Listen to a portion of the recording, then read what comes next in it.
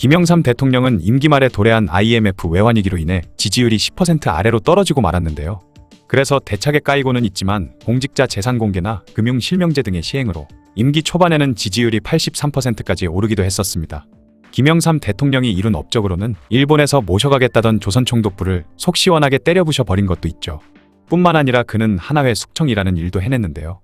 김영삼은 대통령에 당선되고 얼마 안가 있었던 육군사관학교 졸업식에서 의미심장한 축사를 했습니다. 그는 올바른 길을 걸어온 대다수 군인에게 당연히 돌아가야 할 영예가 상처를 입었던 불행한 시절이 있었습니다. 나는 이 잘못된 것을 다시 제자리에 돌려놓아야 한다고 믿습니다. 나는 오늘 이 자리에서 국군의 명예와 영광을 되찾아주는 일에 앞장설 것을 여러분에게 다짐합니다. 라고 했던 것이죠. 당시에는 이 말의 의미가 군부 내 요직을 모조리 독차지하고 있었던 하나회를 숙청해버리겠다는 의미인 줄은 그 누구도 몰랐을 것입니다. 그리고 얼마 안가 김영삼이 휘두르는 서슬퍼런 칼날에 하나회의 목들이 잘려나가게 되죠. 그렇다면 군부를 손에 쥐고 흔들었던 이 하나회는 도대체 어떤 조직이었을까요? 오늘은 이 하나회에 대한 이야기입니다. 육군사관학교 11기로 입학한 전두환은 이후 노태우, 김복동, 박병화, 최성택과 같은 경북 출신들로 이루어진 오성회를 조직하게 됩니다. 이는 단순히 친목 동호회 같은 것이었는데요. 이들의 친분 관계는 이후 육사를 졸업하고 나서도 이어지게 되죠. 그리고 훗날 박병화가 빠지고 권익현, 손영길, 정호용이 들어와 오성회에서 칠성회로 이름을 바꾸게 됩니다. 그렇게 각자 부대로 배치되어 지내오던 중 1961년 5월 16일 군사정변이 일어나게 되었죠.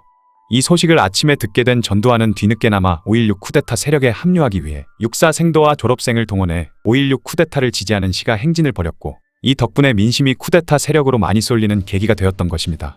이때 전두환이라는 이름 세 글자가 박정희의 머리에 박히게 되었던 것이죠. 그렇게 박정희의 눈에 든 전두환은 이후 국가재건 최고회의의 민원 비서관이 되었고 중앙정보부 인사과장이 되기도 하는 등 박정희의 비호 아래 좋은 요직들을 꿰차게 됩니다.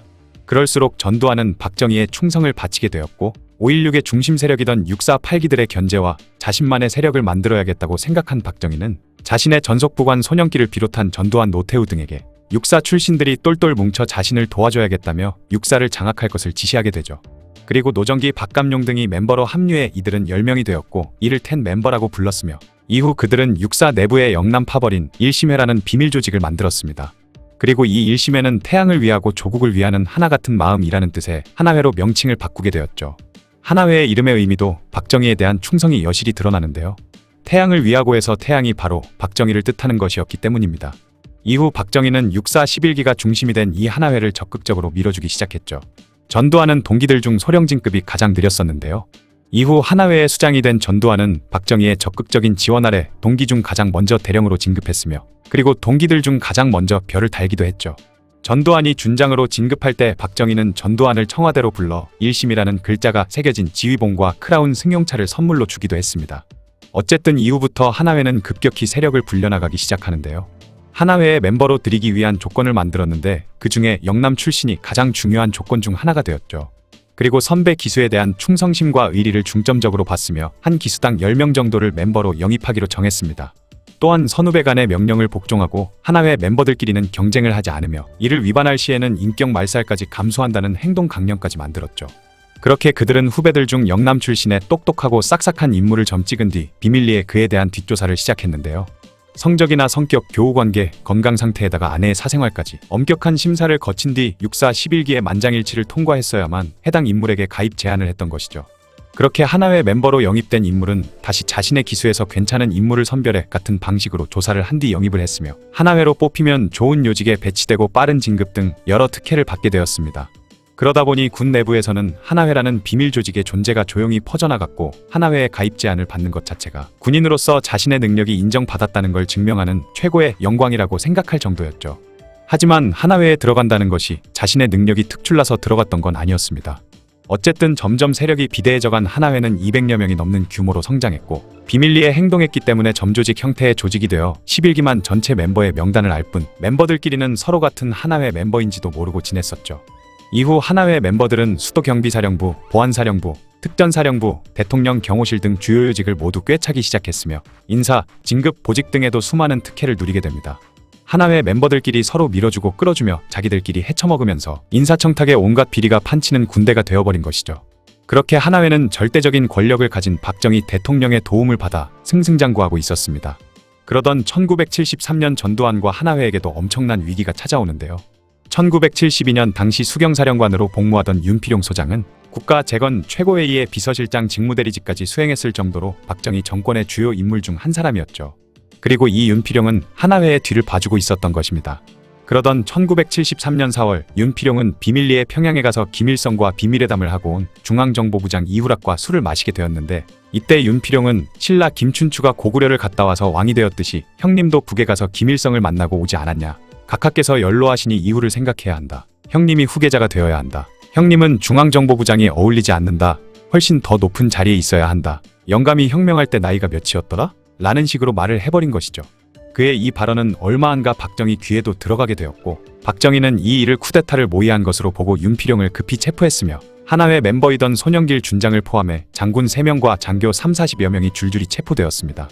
그리고 박정희는 전두환과 하나회의 조사도 지시했는데, 이때 전두환은 강제해편 당할 뻔했지만 대통령 경호실장 박종규의 도움으로 살아남을 수 있었죠. 이 사건을 윤필용 사건이라고 하는데, 이때 까딱 잘못했으면 전두환을 비롯한 하나회가 작살날 뻔한 사건이었던 것입니다. 큰 위기를 무사히 넘긴 전두환은 1979년 3월 보안사령관에 임명되는데, 불과 7개월 후인 1979년 10월 26일 김재규에 의해 박정희 대통령이 살해당하는 12.6 사건이 발생했죠. 그러자 당시 보안사령관이던 전두환은 합동수사본부장으로 임명되어 12.6 사건에 대한 수사를 맡게 되면서 막강한 권력을 가지게 됩니다. 이후 전두환이 합수부장의 권력을 이용해 월권을 행사하자 육군 참모총장이자 계엄사령군이던 정승환은 그를 한직으로 좌천시키고 하나회의 핵심 멤버들 역시 전출을 시키려는 계획을 세웠는데요. 군 여기저기에 뻗어있던 하나회의 멤버들이 알려준 덕분에 이 소식을 전두환이 먼저 알게 되고, 이에 전두환은 먼저 선수를 칠 생각을 하게 됩니다. 그렇게 1979년 12월 12일 전두환은 하나회 멤버들과 함께 쿠데타를 일으켜 최규하 대통령의 재가도 없이 육참총장 정승화를 불법으로 납치하고, 그 과정 중에 자신들에 저항하는 장태환, 정병주, 김진기 등의 인물들을 체포하며 권력을 장악하게 되죠. 그리고 이후 전두환은 12대 대통령으로 취임하게 되면서 군 관련 요직은 하나회가 모두 휩쓸게 됩니다. 그리고 13대 대통령으로 같은 하나회 출신인 노태우가 취임해 하나회는 이후로도 승승장구하며 잘 먹고 잘 살았는데, 1993년 14대 대통령으로 김영삼이 취임하면서 죽음의 그림자가 드리워지게 되죠. 김영삼은 대통령이 되고 나서 불과 11일 만인 1993년 3월 8일 아침 7시경 국방부 장관인 권영애와 함께 식사를 하는 도중 뜬금없이 군 장성들의 인사 이동은 언제 가능하냐고 물었습니다. 그러자 권영애는 언제든지 가능하다고 말했고, 이에 김영삼은 고작 몇 시간 만에 육군참모총장 김진영과 기무사령관 서한수를 해임시키고 그 자리엔 하나회 출신이 아닌 인물들로 임명해버렸죠. 이 전광석화와 같은 숙군 조치는 훗날 38 사태라고 불리기도 합니다. 그렇게 김영삼의 단호한 하나회 숙청이 시작된 것이죠. 그리고 약 한 달이 지난 1993년 4월 2일 엄청난 일이 발생하는데요. 아침에 서울 동빙고동 군인 아파트에 우편함과 자동차 와이퍼에 의문의 문서들이 꽂혀 있던 것입니다. 그리고 그 문서의 정체는 바로 중장에서 중령까지 하나회 142명의 명단이었던 것이죠. 심지어 이 명단에 이름이 적힌 인물들은 하나같이 국방부나 합참, 육군본부 등의 핵심 보직을 맡고 있거나 청와대와 기무사령부, 수도방위사령부 등 핵심 요직을 맡고 있던 인물들이었던 것입니다. 이후 이 명단은 군대 내에는 물론 민간에까지 급속도로 퍼지게 되는데요. 그러자 하나회라는 것이 실제하냐, 군대의 인사에 부정이 있었던 것이 아니냐는 의심과 의혹들이 언론을 통해 본물 터지듯 걷잡을 수 없이 터져나가기 시작했던 것입니다. 이에 군 당국은 명단의 인물들을 하나하나 조사하기 시작해 142명 중 105명이 실제 하나회의 일원이라고 발표했죠. 그러자 여태껏 인사상 불이익을 받고 있던 군 장교들의 불만이 터져나왔고 하나회를 없애라는 말이 나오기 시작했습니다. 이때 김영삼도 움직이기 시작하는데요. 그렇게 하나회 출신이던 특전사령관 김영선과 수도방위사령관 안병호가 한직으로 좌천되었고, 역시 그 자리는 비하나회 출신으로 임명되었죠. 그러나 김영삼의 대대적인 숙청 작업은 여기서 그치지 않았습니다. 얼마 안가 하나회 일원이던 1, 2, 3군 사령관들 역시 잘려나갔으며 하나회이던 군단장이나 사단장들까지 모조리 물러나게 하는 등 군대 내에서 하나회 멤버들에 대한 숙청 작업이 이어졌죠. 그렇게 대장 7명을 포함해 하나회 수뇌부 19명이 좌천되거나 예편되었습니다.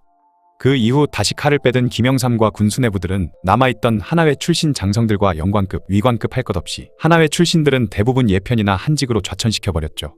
그렇게 결국 60년대를 시작으로 90년대 초까지 약 30여 년간 군대의 모든 권력을 쥐고 흔들었던 하나회는 군내에서 완전히 사라지게 되었습니다.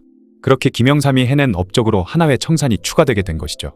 당시 김영삼의 하나회 숙청 작업은 국민의 90% 이상이 지지했다고 하는데요. 김영삼 대통령은 하나회 숙청이나 조선 총독부 철거 등을 과감하게 해 나간 걸 보면 대단한 사람이긴 한 것 같습니다.